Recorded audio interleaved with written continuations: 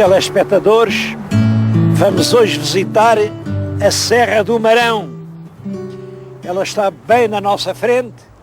Vem aqui ao fundo um edifício, é a pousada de São Gonçalo. É esta pousada que vai servir de ponto de partida para a nossa viagem. E vamos começar exatamente pela pousada. Esta pousada de São Gonçalo foi construída inteiramente de raiz. Aqui o lugar era deserto. Apesar disso, pode hoje considerar-se uma pousada histórica, porque marca o arranque dessa verdadeira batalha que foram as pousadas turísticas. A fundação é 1942. Eu tenho aqui na minha frente dois recortes de jornais. Um é a inauguração da pousada em 1942. Vê-se aqui ao meio o António Ferro, que é o homem que tem a ideia das pousadas. O outro é já deste ano. É um recorte de um jornal deste ano em que se anuncia que novas pousadas vão nascer em edifícios emblemáticos.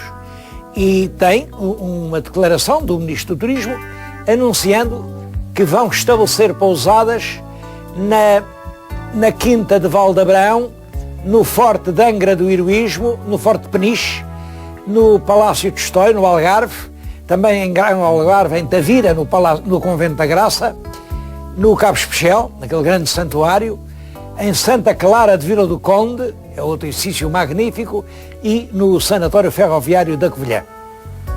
Sobre isto diz que pousadas só podem ficar em edifícios históricos. Eu não sou tão radical. Eu acho que ficam muito bem em edifícios históricos. Mas há lugares tão bonitos e tão estratégicos que tem que se construir lá a história, tem que se pôr lá o edifício. Foi exatamente o caso desta pousada. De qualquer modo, reparem, entre estes dois recortes há quase 50 anos de diferença. Continua-se na mesma linha a fazer pousadas. Esta mesma, em que estou, foi há muito pouco tempo remodelada. A propósito de remodelação, não quero deixar de dizer uma coisa em que já tenho insistido muitas vezes. As pousadas turísticas, além da sua função de hoteleira, enfim, de abrigarem o turista que passa, podem ser mostruários dos valores nacionais, podem ser montras para mostrar muita coisa ainda boa que se faz em Portugal. Nós temos cópias de móveis antigos magníficas.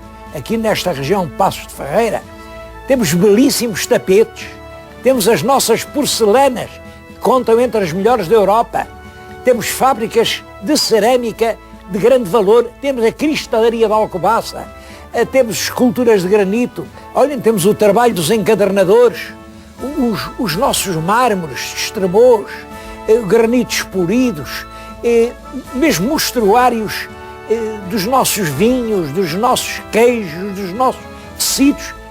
Cada pousada ser algo que mostrasse a quem passa que ainda há muita coisa boa em Portugal. Não é esse caminho que está a seguir, pelo contrário. As pousadas ficam muito bonitas, o trabalho dos senhores arquitetos é excelente. Depois, quando chega à decoração, aí é que é um diabo. Não percebo a decoração. Ora, neste caso, o que preside a decoração é a ideia. Aqui, isto é o cesto de vime, o cesto onde se metia a roupa suja.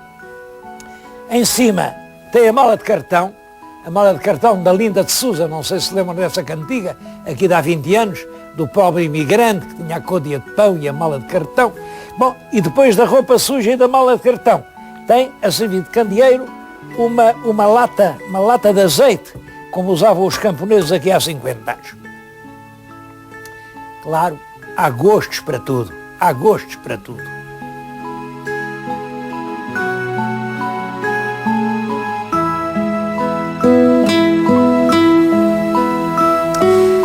A pousada está localizada no centro de uma região cheia de interesse.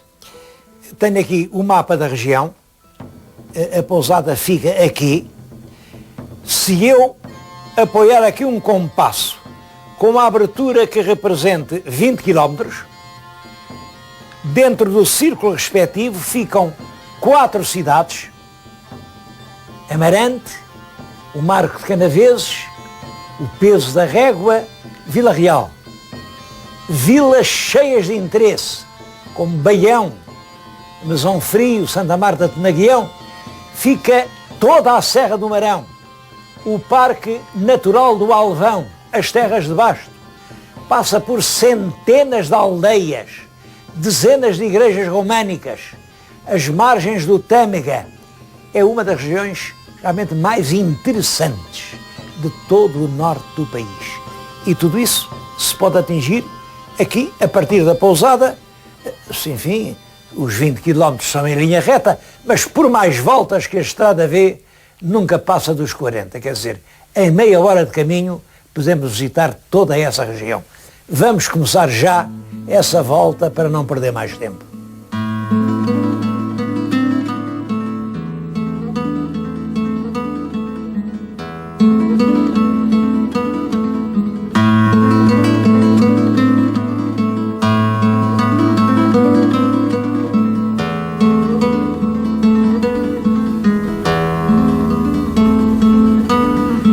Começamos precisamente pelo ponto mais alto da Serra do Marão.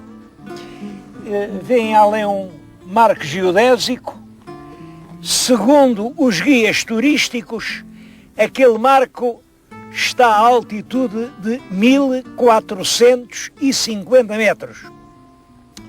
Bom, à volta do marco vem uma data de torres.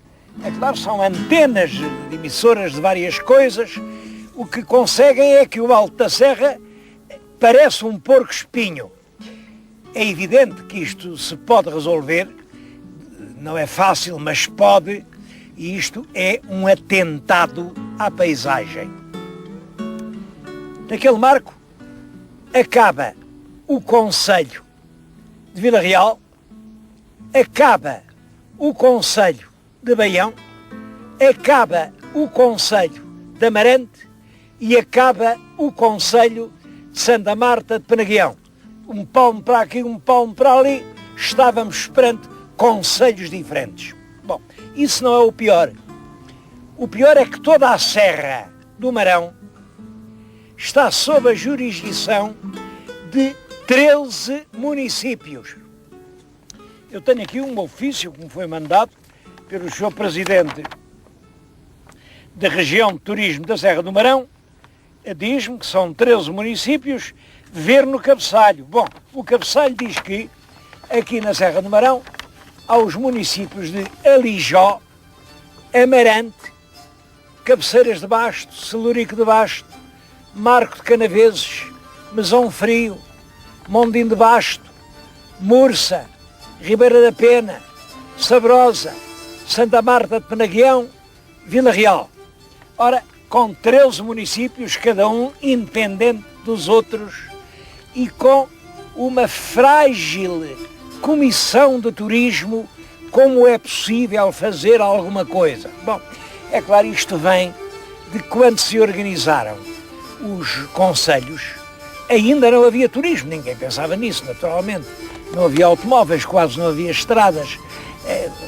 De resto, estes concelhos que agora temos, todos estes que eu lhes falei, já são concelhos do liberalismo. Porque antes do liberalismo, na Idade Média, Portugal tinha perto de 1000 concelhos. Perto de 1000. Depois, enfim, vieram os estadistas liberais e reduziram isso a uma terça parte. Cerca de 300. Porque, segundo o pensamento do Alexandre Herculano, o concelho era a célula base do país. Realmente, na Idade Média, o concelho era apenas uma organização de vizinhos. Tinha mais ou menos o valor que hoje tem a freguesia. Essa ideia de ser uma sede de poder, com passos do concelho, com um governo, com um pequeno parlamento, tudo isso é uma ideia romântica em que as sedes do concelho ficavam a uma distância de cerca de 20 km umas das outras, 20 ou 25, eram 5 léguas, o espaço que um homem podia percorrer num dia. Só que depois inventou-se o automóvel. Hoje 25 km não é nada. Hoje realmente os municípios são uma veneranda tradição a conservar, são um monumento que vem do passado, mas há outras realidades, como por exemplo o turismo, e tem que se dar meios materiais, meios humanos, meios de intervenção para que as comissões do turismo possam efetivamente impor uma política de valorização das suas regiões. Política que me parece que evidentemente falta agora na Serra do Marão.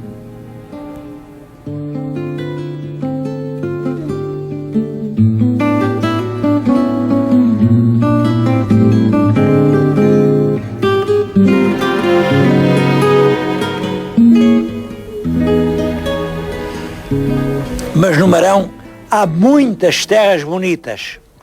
Eu estou agora em Gondar. Estamos diante da Igreja Velha de Gondar. O edifício que está daquele lado era um convento de monjas. Tudo isto é do século XII. Gondar está ligada a uma história que eu não sei se é história, se é lenda. Como sabem, uma das mais importantes cidades da Abissínia chama-se Gondar. Suponho, aliás, que é a segunda cidade da Abissínia.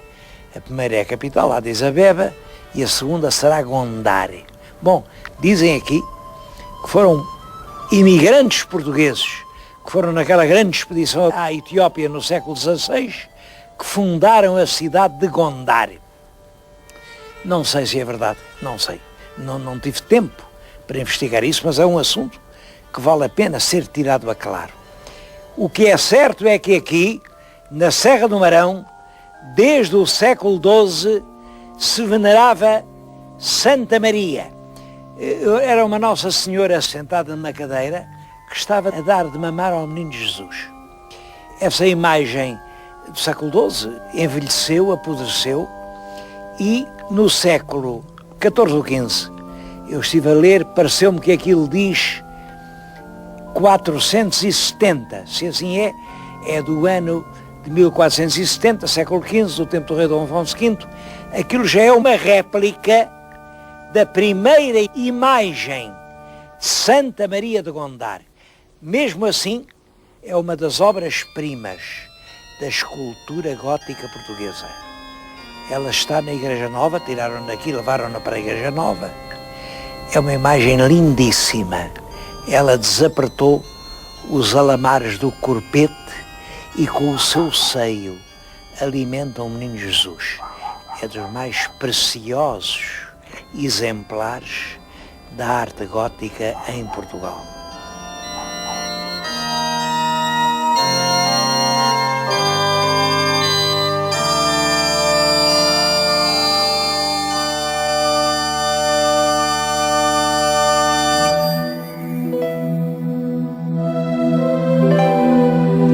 Mas há monumentos muito mais antigos.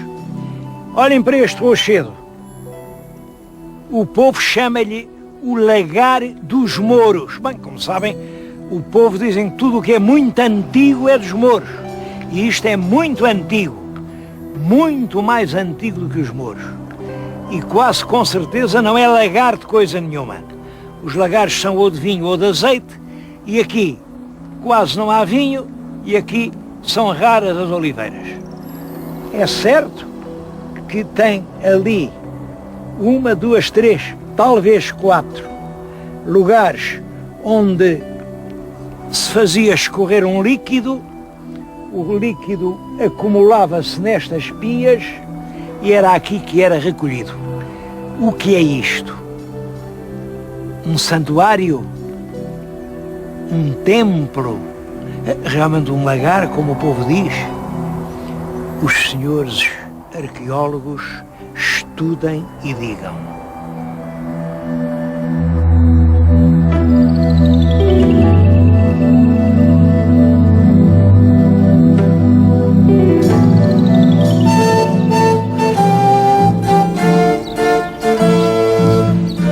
toda a região é muito rica de monumentos históricos. O que está agora na nossa frente é a igreja do velhíssimo convento do Divino Salvador de Travanca, um convento fundado no século X, ano de 970.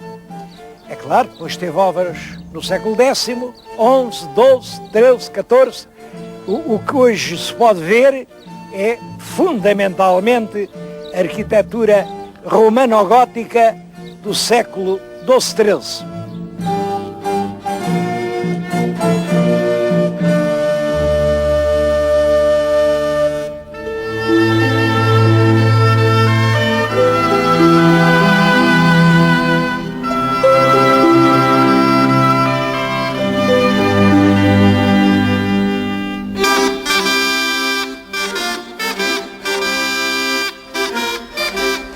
Nas encostas da serra ainda se podem ver manadas de gado.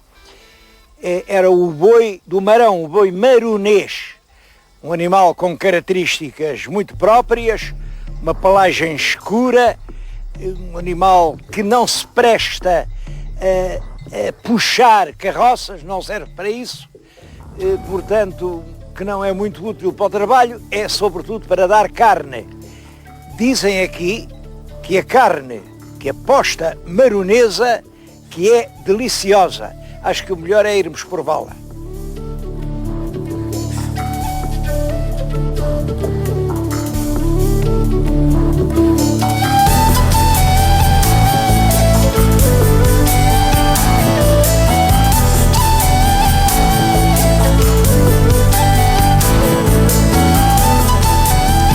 Bom, posta maronesa, posta mirandesa, qual das duas é a melhor? A melhor é aquela de que nós gostamos mais. Isso é assim, com todas as postas do mundo. Não há que escolher. Eu realmente gosto muito da mirandesa, gosto muito da maronesa, mas não sou capaz de escolher entre as duas. Acho que ambas são muito boas.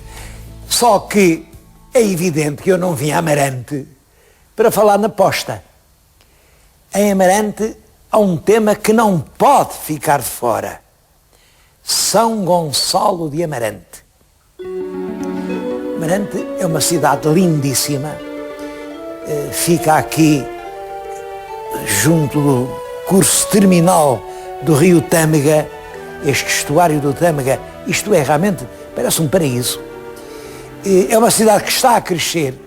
Do último censo, de há 10 anos para cá, cresceu 2.000 habitantes. E cresceu com o quê? Isto não tem assim grandes fábricas, não. Isto cresceu com a gente da terra, com os habitantes aqui de Amarante, que só em França há alguns 10.000. Mas gente que ama a sua terra, que manda o dinheiro e que quer ter um apartamento dentro da cidade. De maneira que, é claro, as aldeias aí na serra, essas estão a descer, mas a cidade cresceu. Uma cidade que cresce quando tanta coisa mingua é uma coisa que a mim enche-me a alma. Sobre o São Gonçalo. Bem, eu já sabem, tenho a ideia de que o São Gonçalo nunca existiu. São Gonçalo dizem que era um frade dominicano do século XIII, bom, mas os dominicanos escreviam tudo e nos registros dos dominicanos não há nenhuma referência ao São Gonçalo. São Gonçalo nunca existiu. Quem existiu aqui foi um Dom Gonçalo Mendes de Sousa, o Sousão. É um homem do século XII, ele é do XIII, já do século XIII. Ele era mordomo-mor do rei Dom Afonso II e foi realmente um homem que era dono de Amarante, era o senhor da Beatria de Amarante. Ser senhor de Beatria queria dizer que era escolhido pelos próprios moradores. Portanto, era um nobre fidalgo, dono da terra, que esta gente escolheu e pelo tempo fora adorou ao ponto de, em vez de dizer Dom Gonçalo, começarem a dizer São Gonçalo. Bom, os milagres que lhe atribuem, claro, são os milagres do Senhor da Terra. Fez a ponte, pois quem faz a ponte são os fradinhos, claro que não, são os senhores da Terra. E uma coisa que o fez ainda hoje há muita gente que se dirige a ele. Aqui é esta fita, vem esta fita. É uma frase, São Gonçalo de Amarante, casamenteiro das velhas. Porque não casais as novas? Que mal vos fizeram elas? É claro que elas, a rimar com velhas, era a pronúncia castelhana, elhas. São Gonçalo de Amarante, casamenteiro das velhas. Por que não casares as novas? Que mal vos fizeram elhas? E as moças novas que queriam que ele as casasse, tinham que vir aqui e puxavam por esta fita do hábito. Puxavam, ó santo, e o santo, e punham aqui uma prenda, geralmente flores. Olhem, a flor de que o santo gostava, imaginem, era um cravo vermelho.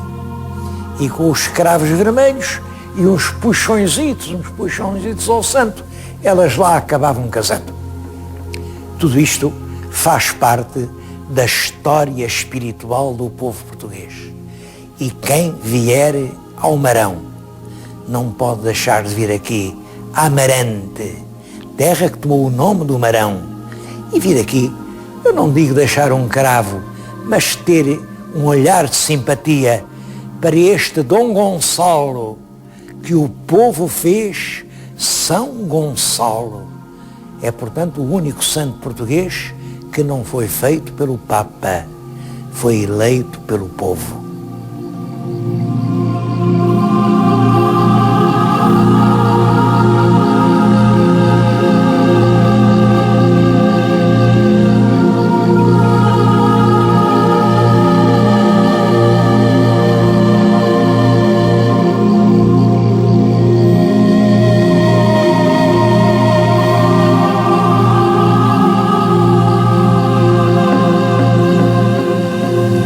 Numa destas aldeias do Marão nasceu um grande poeta, Teixeira de Pascoais, e em todos os livros dele há uma imagem do Marão. Bom, apesar desses livros terem hoje quase 100 anos, é essa imagem da Serra do Marão, essa imagem que todos os portugueses têm. Um vulto gigantesco, penhascoso, trágico, onde há só solidões, espectros, saudades. Bom, o Marão é claro que é isso. Teixeira de Pascoais retratou bem um certo lado do Marão, o lado rochoso, o lado agreste. Mas o Marão é muito mais do que isso. O Marão está cheio de vales verdes, de pequenas aldeias aninhadas como crianças no colo das montanhas. Olhem, de ribeiras que passam entre jardins. Às vezes passam rosas aqui nas águas das ribeiras. No conjunto, todo este sistema do Marão é um dos lugares mais atraentes, com mais possibilidades turísticas que existe no nosso país.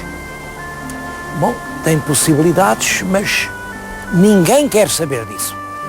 Isto fica a 70 quilómetros do Porto. Parece que devia ser já hoje uma grande área do Porto, se reencontrar com a natureza, de respirar o ar livre. Não.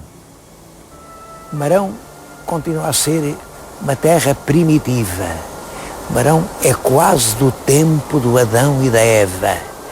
As ribeiras continuam mansamente a correr debaixo das pontes medievais e as rosas que se desprendem dos jardins vão por ali abaixo. Este rio é o rio Ovelha, vai dar ao Tâmega, o Tâmega vai dar ao Douro, o Douro vai dar ao mar, e é o Marão que põe as flores no mar.